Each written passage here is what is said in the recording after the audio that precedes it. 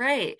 Hello and welcome back to Rediscovering You. This is episode 92. Today I have a very special guest who will be joining us today. Her name is Randi Crawford. Randi is a certified life and family coach with a passion for empowering others. She's actually helped hundreds of parents, families, teens, and young adults navigate the complexities of life in the 21st century. As you're going to see, her straight shooting, unapologetic, and deeply relatable parenting videos on social media resonate deeply with moms who feel unseen, unsure, or just stuck in the shift from full-time parent to part-time guide. Randi, I am so excited to have you on the show today and for the conversation that we are about to have. Welcome. Me too, and thank you so much for having me. This is going to be a lot of fun. I know it is. I know it is. So now talk to me about your own personal journey, if you don't mind, because you did not start out as a parenting and family coach. What was happening in your life when you kind of stepped into this role or this decision to wanting to help women and families in this part of their lives as their children are getting older? Well, you are correct. This wasn't actually on the vision board at all, but I think that that's how life works. Hmm. It's just sort of very organic and one thing leads to another. So my background had been I had started and was the co-founder of a public healthcare company for women. And without going into any of those details, when that ended, I became a stay-at-home mom for years. And I realized when I was home with my kids, which is just as much, if not more work than working outside of the home, So true. I was like, I really want to contribute and I need to be doing something, but what do I want to do? And I think like most women, I felt really stuck. Like I didn't know what to do. I didn't know where to turn, wasn't sure how to live my life with my purpose because I didn't know what my purpose was. And I feel like at the time, my husband actually said to me, Randi, what's something that's really fun that you enjoy doing? And I think that that's a very hard question to answer when you are a stay-at-home mom because you could say, well, my whole life is fun, or you could say my whole life is chaos. But when you are a mom, you're checking off lists and you're just trying to get through the day and get your kids through the day. And so you don't really take time to think about, well, what is fun for me? And so that was a very daunting question for me. And I didn't know how to answer it. And so I started asking friends, like, what do we like doing? And I vividly remember they were like, well, we love happy hour. And I'm like, we do. We love happy hour before games. Like, what else are we doing with our time? And so for me, and again, I do want to acknowledge that I had worked for years. And at this point, I had not been working. So I realized that this is more of a luxury for the women that say, well, that's good for you. Like, you got to choose something that was fun. And I acknowledge that. But I'd also worked for many, many, many, many years of my life and contributed. So at the time, I just thought to myself, what could be fun is retail. So I'm just going to give it a try. Now, I did not even like shopping. I'm not going to lie to you. I had worn nothing but Lululemon leggings for many, many years. And I decided to go get a job at a retail store. So I went into what was my favorite store and I got a job. And I was like, what am I doing? Like, what in the heck am I doing? I know nothing about retail. And before I knew it, I'm not kidding you, I was like, this is so fun. Like, why did I not do this earlier? It's like I'm getting paid to be with women, to make women have fun and feel good about themselves. And so I looked at it. I really did look at it, I think, very differently than most people that get a job in retail, right? Like a lot of these girls are young girls that need to make money. They are smart enough to know that while they're in college, they're not only making money and hustling, but they're getting discounts on clothes at a couple of stores that, are age appropriate for them. And I truly was like, I can't believe I didn't know to do this in college. I'm so mad at myself. But I knew that my purpose was bigger because when I went into work, it was like for me, making other women feel really good was driving me. And by the way, the store that I work at is Anthropology. So a lot of the women that shop there were closer to my age than they were to the younger girls' ages. And so as I'm working there, I start to then, I'm coaching and I'm working with a lot of these girls without realizing it, right? And everybody would always say to me, God, you'd be such a great coach and la, la, la. And then just through a series of events, I get introduced to Jay Shetty coaching. And that is where I was just like, his philosophy is totally aligned with my philosophy. This is what I'm meant to do. So I banged through the Jay Shetty course. And the ironic part of my story is that I really thought I would be coaching women that were midlife women that needed a reset. Hmm. Because I was like, I know how to do this. I can talk to these women and tell them, oh my God, I just did it. I can help you rediscover you. But all these women were calling me to work with their daughters. And that was a very bizarre pivot. So I started working with the daughters. But while I was working with the daughters, I realized something very critical, which is the daughters really were speaking a different language than the moms. And if I didn't get the moms on the same page, nothing I was doing was going to work. And that's kind of when I started working with the moms too. And that's basically a very condensed version of how I got to where I am right now. Thank you so much for sharing that. And but when you started telling your story, I'm just nodding along to you, thinking about like when kids reach the age where they no longer live at home, and then you have to think like, oh wait, like what's fun for me? What makes me happy? What am I good at? Like I imagine that that is really like a thing that a lot of women grapple with at that point in their lives because this is a huge transition for them if they've gone from being especially like a stay-at-home mom where your identity is truly intertwined with being a mom and doing all things for your kids with your kids. And now you're just like, okay, now what? What do I do? What's next? And it's interesting your story that you kind of through working in retail and naturally having conversations, like you work like coaching in a way and seeing that this is something that you're really good at and you're really drawn to. I have one question. You said that you were drawn to Jay Shetty and his philosophy is in alignment with yours. Can you talk a bit about that? Like what resonated with you and what do you pull into your own practice? What's really interesting to me is I was one of the few people who had not heard of Jay Shetty, I guess, at the time, because I remember telling a bunch of people. I was just walking my dog one day listening to the podcast NPR. It's called How I Built This. And I was listening to it. And I always listen to this guy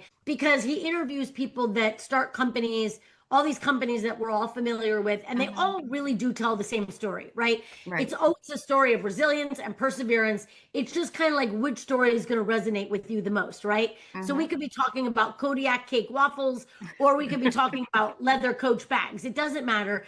And I always tell my husband, I listen to like 15 minutes of the story because it's always going to be the same. I believed, no one else believed, and I kept going, and the rest is history. Yeah. But one day I'm walking my dog and I'm listening to this guy, Jay Shetty, and I kid you not, it's not the same story because he is telling a story that's all based on values. It's not just based on resilience and telling everybody, like, I'm Jay Shetty and you need to Hmm. listen to me. He's this man that's explaining something that is so similar. See, I grew up with a dad that did not believe in balance at all.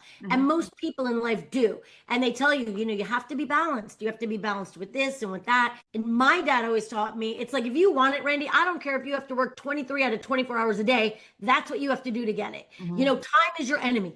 And all of these kind of things where it's like, it doesn't matter what everyone else is doing. Like you find a focus, you pick a Hmm. date and you do it. So here I am listening to Jay Shetty, and he tells this story. I remember this, and it was years ago. He tells the story that somebody invited him. He had made some mistakes as a kid. He got the tattoo of the microphone on his neck. I didn't know any of this. And then he tells a story that somebody invites him to listen to this monk, and he's like, I don't want to listen to a monk. What? I'm a young college kid or whatever I am. No, I'm out of college. I'm making money on, at a big company. And he goes and he agrees and he listens to the monk. And he says, whoa, like everything this guy is saying is resonating with me. So Yeah. then Jay goes up to this monk and basically says, I'm fascinated by what you're saying and by what you're doing, and I want to follow you. Like, I want to be you. I want to be your apprentice. Whoever you are, I want to be. I want to. And so everyone's like, you're crazy. Like, what are you talking about? And he's like, no, like, I need to live like he lives. And so then he tells the story so I'm halfway through the podcast, and I'm not kidding you. I'm like, maybe I'm supposed to be a monk. Like maybe I'm supposed to go and shave my head. This is what I'm thinking. Like this is my message. Like that's why I'm listening to this podcast. But I listen to the whole podcast instead of 15 minutes of it. Thank God. Otherwise, I'm telling you, I could have shaved my head and moved a monk. And by the end of it, and listening to all his values and how he just when he believes so deeply in something that it doesn't matter. Like, you don't think about the sacrifices you have to make to get there. You think about the actual journey. Like, that's the journey I want to be on, the middle, not the end and not the beginning. And so I listened to the whole thing. And at the very end, he talks about the fact that he has this life coaching certification program. And Mhm. I was like, sign me up. So I get home and I call the school. And the school is basically like, listen, it could take you a year, it could take you 2 years. And I just remember so vividly thinking, oh, no, no, no, not me. It is not going to take me a year. I like sign me up today. And Monday morning, I'm out of bed at 5 a.m. every day, like all day, every day. I even called anthropology and I was like, look, I love you so much. I can't work there any longer. And they're like, wait, can you just give us a day on the weekends? And I love it there so much. And I'm like, yes, are you kidding me?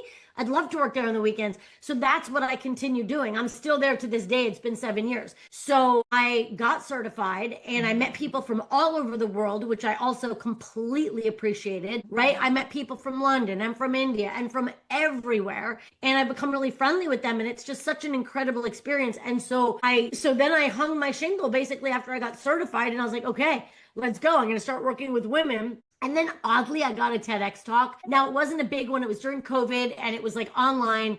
And I didn't think it would do anything for me. And that talk led me to getting all sorts of people calling me to work with their daughters. But then that led me to getting talks. And I gave talks to the moms. And that's how I really started relating to moms and pulling moms into my business and into my practice because I realized a big part of the issue I was dealing with their daughters was the way that they were being parented, and that I could help moms not only step back from so over functioning in their daughters' lives, but reclaiming their own lives. And that's kind of the jumping point for how I help women now really reclaim themselves because there's so much life to be lived right now. Yeah. And we got to just kind of let go of my whole identity as being a parent. We are definitely parents, but we are so much more. Yes. And it's so incredible, like how just you think about the butterfly effect.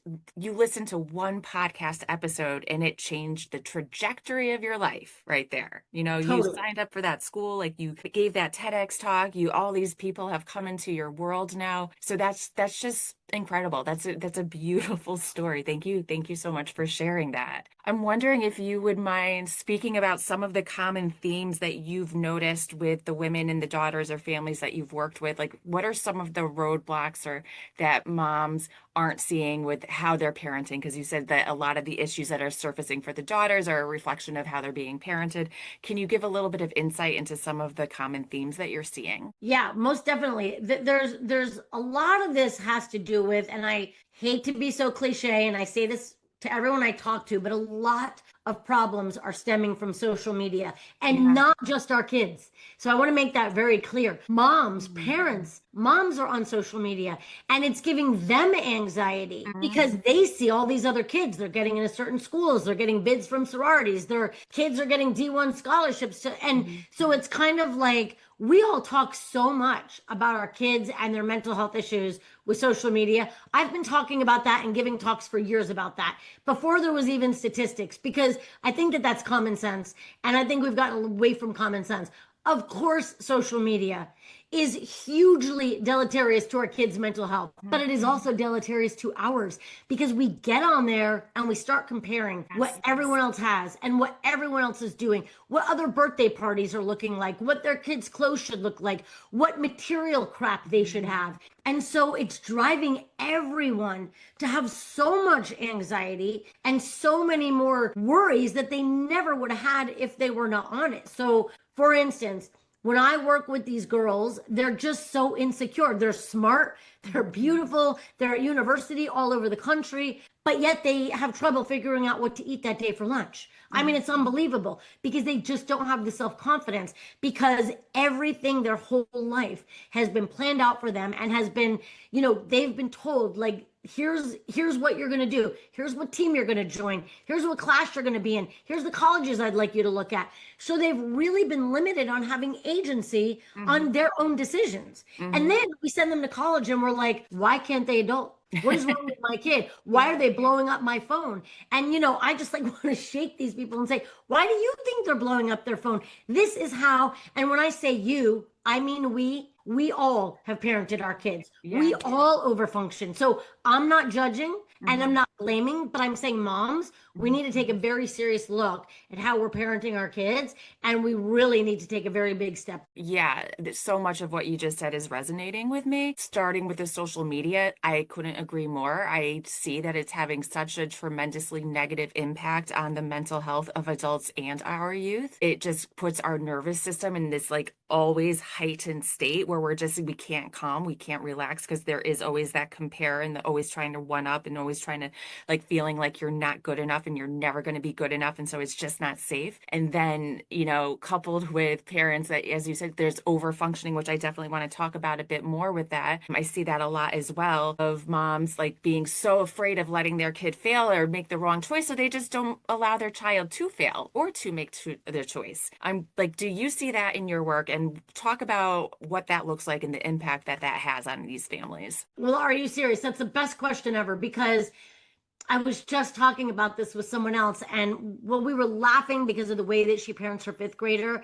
But then I was like, okay, but now I'm going to make it really serious. So I hate to kill the vibe. But here's why that is so negative for our kids. Because when we only allow our kids to be on the winning teams, to Mhm. be with the best teacher, to get into best school, to be the best all the time, and we don't allow them to fail, or if they do, let's just say, lose a game or they do fail at something. And the first thing we do is we just start making excuses. Like, well, we only lost today because you didn't have your main guy. Or we only lost because they brought in kids. They say they're U12, but they're not U12. I'd like to see the birth certificates.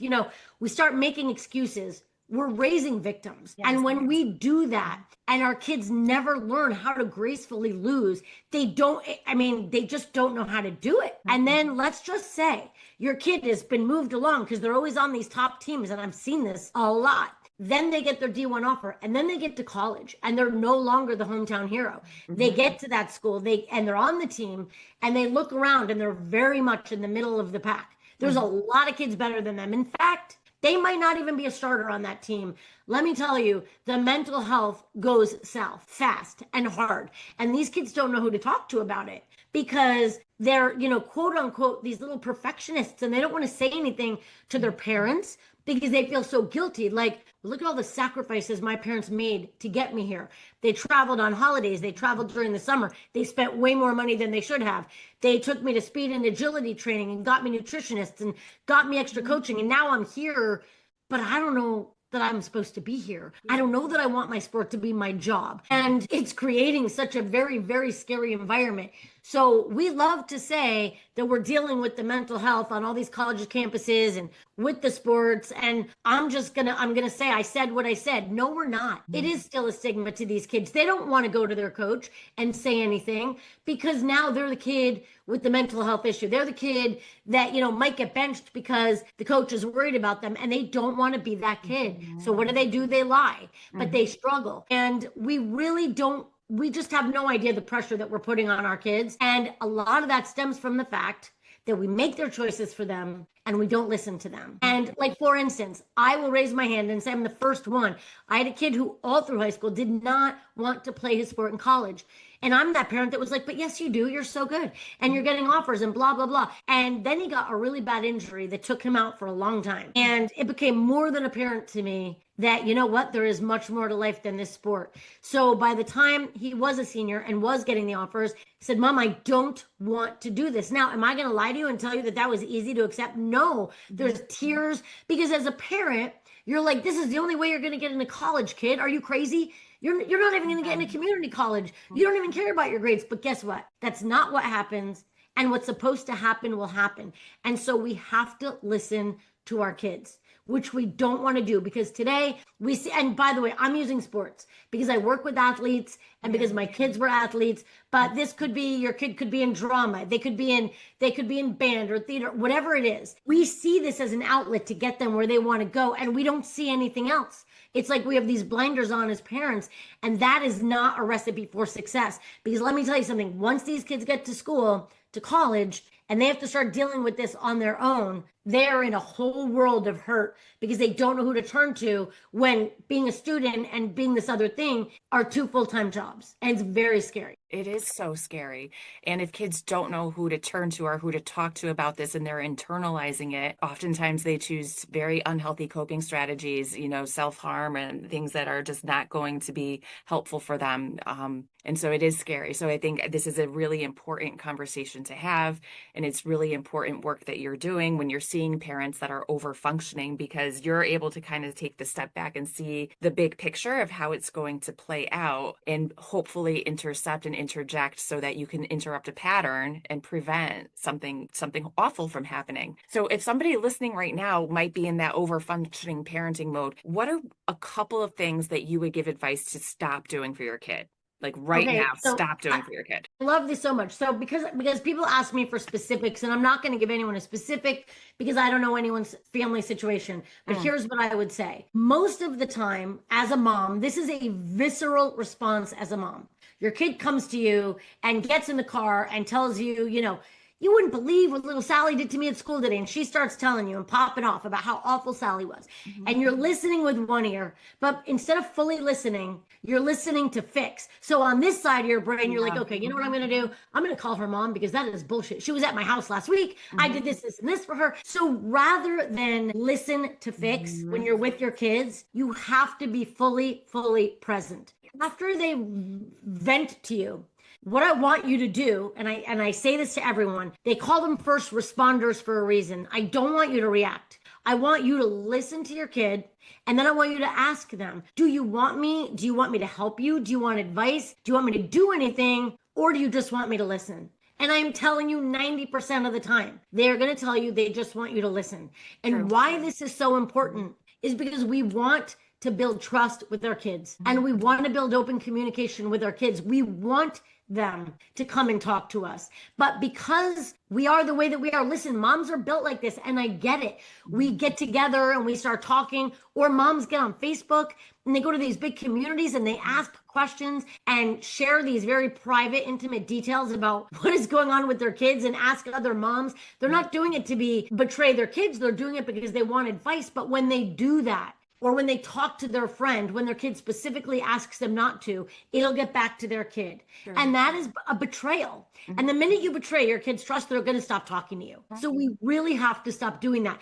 And we also have to stop thinking that we can fix their problems. And I'd like a parent for a visual to visualize that they're like a robber. When you fix everything for your kids, you are robbing them of building that muscle that can deal with adversity and that can problem solve on their own. So if they can get hurt, no, of course you don't let your kid do it on their own. If they're hurting themselves, of course you don't let them do it on their own. I'm talking about basic common sense problems. So I'd ask a parent to take a breath when their child tells them something, especially if they don't have a response right away, especially if they think they're going to freak out. Yeah. Take a deep breath and decide, is this something that I think that they can handle on their own? Or is this something where I think I really need to jump in? And if they do find it serious enough that they think they need to jump in, don't do that without telling your child, look, I think that I need to get involved here. This is pretty serious. I think we need to go to the principal or whatever it is. But if you think it's something your kid can problem solve, and by the way, they are not extensions of us, so they're not going to do it the way that we do it. But you've got to give them the agency to Yes. try. And then when they fail, you've got to be okay with that. Yes. You've got to teach them graceful failure or graceful losing. You can't freak out on them, because then what you're doing is you're training your child to be a perfectionist who never wants to try anything because they're worried that they're going to upset you when they're not the best. And that can't be the way that we parent. Right. Yes. Yes. So it sounds like it's really important for parents to build their own capacity to sit in discomfort, to sit in the discomfort of listening to their children struggling or having a problem and wanting to step in and fix it, because we don't want to see our kids struggle. So it'll make me as the mom feel better if I fix it because I'm uncomfortable with you having a problem. And then it becomes more about you than helping them long term. I just love that so much. That's exactly what it is. I mean, I always say it's almost like we are allergic to discomfort. Discomfort is a good thing. That is how they will grow. Like if your child forgets to bring their cleats to practice and the coach humiliates them and makes them run laps for whatever it is, guess what? If you run those cleats there, You're not helping them. If Yeah. they have to run those miles and be humiliated, and maybe not even get to play in Friday night's game, I bet they're not going to forget their cleats again. Right. So we have to be able to sit. And that, by the way, I'm not belittling this. As a mom, I can probably say the hardest thing to do on the planet is to watch your kids sit in discomfort. There is nothing harder because we're like, oh, we can just jump in and we can just I fix know. it. Guess what? You're just prolonging. When we do that, we are only making ourselves feel better and we are prolonging their growth. And that you just said it perfectly well. Thank you. Yeah. How do you think that you can help guide people into being more comfortable with their own discomfort and seeing their kids struggle? That is a muscle, that is a skill that is learned and that you need to practice. It's not easy. So how? Like what are some thoughts that you have on growing that capacity? Right, because see, you're smart. What you're saying is it's not just the kid that's growing, it's the parent as well. Yes. And I think that that's smart. It's almost like everything in life, every single thing in life, and you'll learn this from reading anything from Atomic Habits to any of those tiny habit books. You have to start with small steps because little wins add up. And little wins become big wins. So you don't just start out gigantically and be like, you know what? I heard that podcast and I'm done. Okay. I'm done helping you. I'm done fixing. I'm out. In fact, if you need me, call dad, whatever. I'm not asking anybody to do that. What I'm saying is start really small. Just start by, like I say, when you want to start working out, just start by having your shoes by the bed, right? You don't even have to put them on the next day. Well, it's the same thing with being a mom. Just start with telling yourself, you know what? I recognize it and I'm aware of what I'm doing. Because when you're aware because a lot of times we're not even aware. We're just programmed this way. We are programmed to want to fix things and make them better. See, we don't say to ourselves as parents, I don't like sitting in discomfort. Therefore, I'm going to help my child. We don't do that, right? What we do, we're programmed to say, oh, they're hurting, I'm going to fix it. Because nobody's going to hurt my child. You know what I mean? So once we are aware, that is the first step.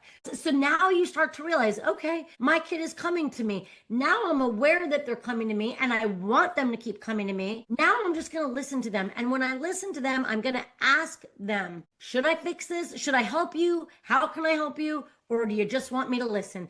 And just slowly start from there. But I really think the biggest thing is just being aware that we're doing it because we are not aware in the moment. Awareness is so often the first step for anything, any positive change that we're making. Just going back to like thinking about identity shifts for parents and for mothers, I wonder if part of it is like if you picture yourself as always being the parent of a successful athlete or the parent of a straight A student or the parent of whatever, fill in the blank, and then all of a sudden you see that your kid is not that or doesn't want to be that athlete, as you said in your own example. Not only a shift for the kid, but it's like an identity shift for the parent. Like, well, I thought that I was going to be the mom of this child that's successful in band or drama or sports, whatever it is. And then it's like becoming about them again in a way. You bring me back to an example. I love when I do these shows because I always get these memories that like come back to me. And I have a memory of a friend whose daughter was a really phenomenal, I don't exactly know the name of it, but it's some sort of when you dance in the water, whatever that sport is. Synchronized swimming? Yes. Okay. So she was the only girl that did this at the school. It wasn't like a lot of kids synchro swim. And she was really good. And this mom took her to competitions all the time. And she was like on her way. In fact, the other girl that she did it with, I believe that she has like now gone on to do it at Stanford and might even be in the next Olympics for it. So she was on the path. And I remember when one day she said to her mom, I'm done with this. And her mom was like, what? And she's like, yeah, I don't think I want to keep doing this. And because I remember the schedule for her was so vigorous too. It was crazy. Like, an hour each way after school just to get there, an hour. But I mean, she had like no life whatsoever. And the mom's identity was like, she was just like, what am I supposed to do now? That you're not going to do the synchronized swimming. And it was like, but it's not about you. It's about her and what she wants. And I, again, I'm not belittling the parent. As a parent, we identify as being parents. So even if your kid isn't like some star athlete and they're not on a path like synchro swim or whatever it is, as a parent, that is what we do, is we identify as being a parent. And when our kids are successful, we identify like, yeah, exactly. Yeah, that's right. That's my kid with the D1 offer. You know what I mean? And if our kid is caught smoking weed in the parking lot, We do not like identifying with that. It's like, we don't talk about that. We don't talk about Bruno, you know, but they are not an extension of us. And parents forget that. So we shouldn't own their wins like we did it. We Mhm. shouldn't own their getting caught vaping like we did it. Like they are kids. They're going to excel and they're going to make mistakes. And we have to be there for all of it because we are their parent. And we have to remember that we are also like, we also were that person that got married, and we're also that person that has other things to offer the Mhm. world. So Mhm. when we solely identify with that one thing, and then it's like they no longer want to do it, does that mean that our world crashes down? It shouldn't. It shouldn't. Yeah. It shouldn't. Right. Yeah. And like, and bringing it back to how we started this conversation, like when we identify so much with our kids and then all of a sudden, poof, they're off and like living their lives, whether they're in college or working and left the home, we're back to square one of who am I? What do I do now? So I'm wondering, can you share, how do you help guide women with that very question that you faced when you were like, what makes me happy? Because I bet that comes up a lot. Like, how do I start? Like, I mean, it sounds like a basic question, but it's really more tricky. If you're listening right now and you're a parent, like think to yourself, like, what do I excel at? What makes me happy? Like, what lights me up? What else could be something that would be meaningful for me at this point in my life? How do you help people with that question? Well, I like love the way you phrase that because it's not even basic at all. It's so hard. Like, what do I do now that even if you work outside the home, again, I'm putting them on the same playing field. If Yeah. you work Mhm. outside of the home or if you work inside of the home, you're working. Moms are the Absolutely. hardest working people on Yes. the planet. Hmm. Because I've done both, and I can say when I stopped working and running a public healthcare company, I'm like, what is this happening at my house? Like, it's way harder because your schedule is not set. They need you 24 hours a day. You have many different issues you're dealing with.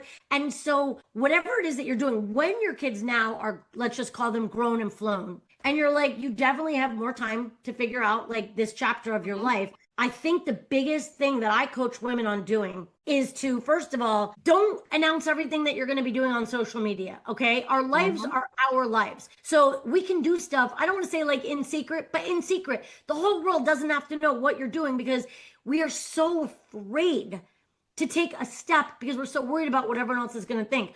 Well, Yeah. everyone else doesn't have to know if we don't tell everyone else. Do you know Hmm. what I mean? Like, so we have to just get rid of the worry about what everyone else is saying about us. Because as I always say, what you say about me is none of my business. Yeah. I'm living my life. We do not have a second act here, a second Mhm. chance. So do like take chances. I just tell these women, have your squad of friends for sure and go Mhm. out with each of them individually and start just asking them, like, what lights you up about our time together? Because they're all going to tell you different things. Because you know how we each have our different friends, and they each bring something very different to the equation. I Mhm. could tell you, I have one friend who just lights me up with smiles all the time, another friend who I call no matter what if I'm having any certain types of issues, another friend that everything is in the vault. So she's not the most, you know, so each friend brings something different to our Yeah. relationship. I would meet with each of them and ask them, like, what do you see in me? Like, what do you think my values are? What makes you want to spend time with me?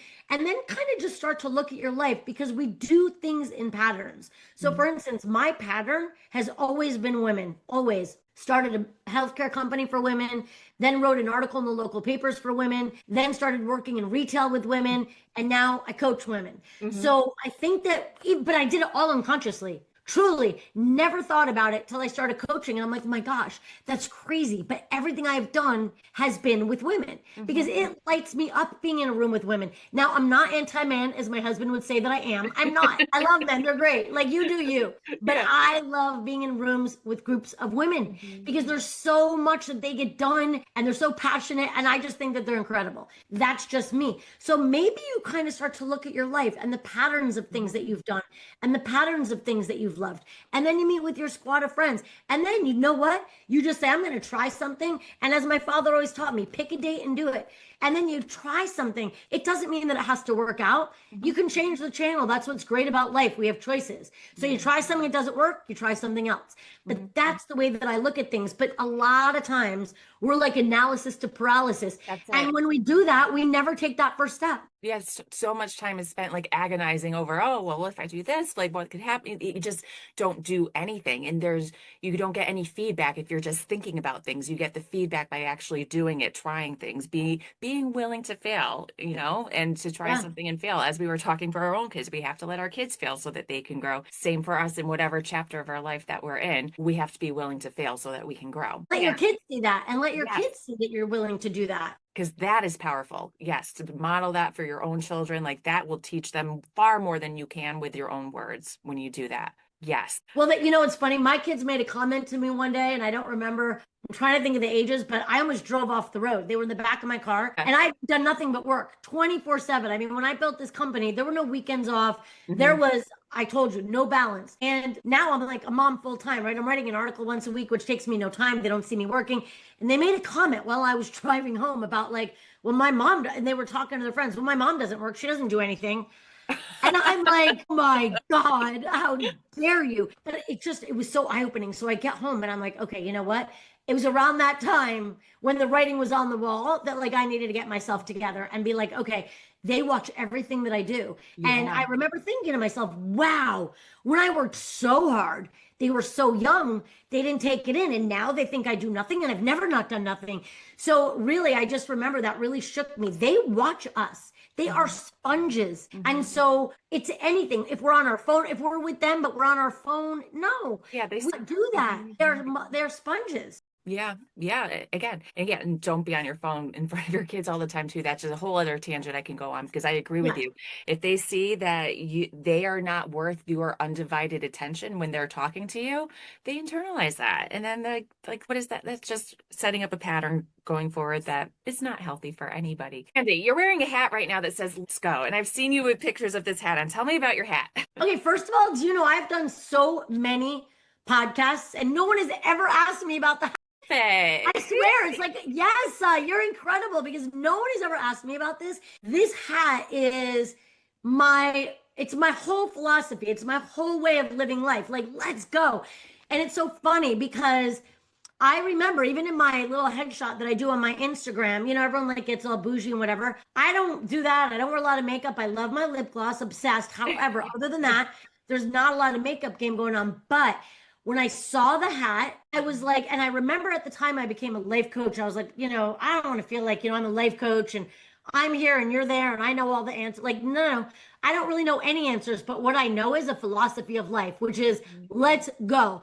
And so I wear this because it's like, yeah, I want to be a coach that I'm your cheerleader. And it's just kind of the way. And it's funny when I wear it out in public and I might be walking in the store forgetting I'm wearing it. And then someone will come up to me and be like, that's right, let's go. And I'm like, yes, yes, let's go. So I never take it off. Yeah. Love that. Yeah, and you definitely bring that energy, like to just how you live your life, how you speak. Let's go. So, Yeah. anybody listening right now that is like, Randy's amazing. I want to know more. I want to talk, I want to work with her. I want to talk to her. How can they find you? So I'm super easy to find. Mhm. Everything is the same with me. My name is Randi, spelled with an I. So it's just randycrawfordcoaching.com is my website. And my TikTok and Instagram is at Randi Crawford Coaching. And I do a lot of content where what I do is I'm not on there telling anybody their business. I'm not judging anybody. I throw out scenarios and I love it when people, pop in and like give their opinions. And a lot of times people even disagree with me. And that's okay because I think that's what this whole parenting journey is we all come to it from a different place. And I love to get the different points of view. And I just think it's really fun to build a community of people that we're not all going to do things the same and we shouldn't be judging each other. But if we can help each other take a step back and kind of see ourselves so we can improve, because I think there's room for improvement with every single one of us, I would love people to join me on my forums and just get involved. I love that. And I love that you welcome people with different opinions too. It doesn't have to be everybody that agrees with you and everything you say. It's like, there's a lot of strength and a lot of power in hearing different sides and different opinions and being open to hearing that. So I really appreciate that about you. So the name of the podcast here is Rediscovering You. So I've got to ask you at this stage in your life, Randi, what does rediscovering you mean to you personally? Ooh, okay, that's interesting. Rediscovering you. I think it's like for me, I guess I picture it as a time as this chapter in my life where my kids are grown and live in different cities and it's like I'm not like this, oh, it's all about me and it's me time, but it also kind of is. Like I want to be. In fact, I said something to my husband the other day and he still laughs and teases me about it every single day. I go, I'm stepping into my what did I say? Not quiet elegance, but something along the lines of like I just want everything that I buy and that I do and the way I present to be a little bit more elegant. And he's like, oh, do you now? And I said, yes, including the car I drive, everything. And he's like, excellent, Randy. But I just think that we can change and we can grow. And I want moms to know that like we can be whoever the heck we want to be and own it. Go in there, get rid of the fear, get rid of worrying about what other people think about you, and discover who you are, who you were before you had kids, and embrace it. Because we're just adding, we're just building to our beautiful lives. I love that message. Thank you so much for sharing that. Randy Crawford, this has been such a fun conversation. I'm so happy to have you on the show today. Thank you so much for your time. Thank you so much for having me. I love everything you asked, especially about my hat. Obviously, you need to ask about that. I love it so much. Well, thank you.